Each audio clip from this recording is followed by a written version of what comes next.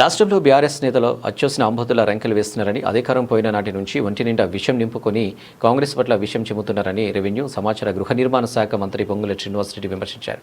ఇక సోమవారం వర్ధన్నపేట పట్టణంలో integrated residential school, mini stadium, open gym centre, sub jail, munsif court, drainage, CC రోడ్లు సుమారు 294 కోట్ల అభివృద్ధి పనులకు శంకుస్థాపన చేశారు. అనంతరం పట్టణంలో ఏర్పాటు చేసిన పబ్లిక్ మీటింగ్లో ఆయన మాట్లాడారు. ఇక సీఎం రేవంత్ రెడ్డి నాయకత్వంలో ప్రజాప్రభుత్వం ప్రజల శ్రేయస్సు కోసం అహర్నిశలు కృషి చేస్తున్నారు. ఆనాటి ప్రభుత్వంలో రూపొందించిన మంచి పథకాలను కొనసాగిస్తూ ముందుకు కొనసాగుతున్నాయని తెలిపారు.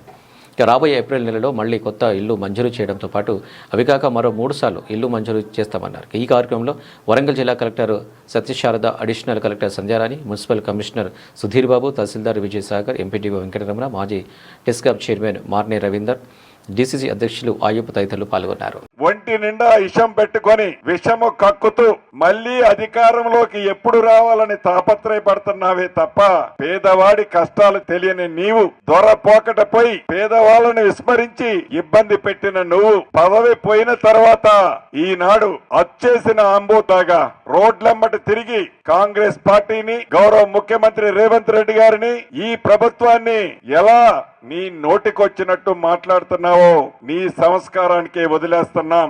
ఆనాడు అధికార అహంకారంతో ఏవైతే తప్పులు చేశావో, అది ఫోన్ ట్యాపింగ్ కానీ, కాళేశ్వరం కానీ, పౌర పర్చేజ్ కానీ, ఈ రేసులు కానీ, ఏవైతే తప్పులు చేశావో తాగినోడు కడతాడు తాళ్ల పొన్నన్నట్టు తప్పు చేసిన వాడు శిక్షకి అర్హుడు. దాంట్లో నువ్వు 100% ముందుంటావు.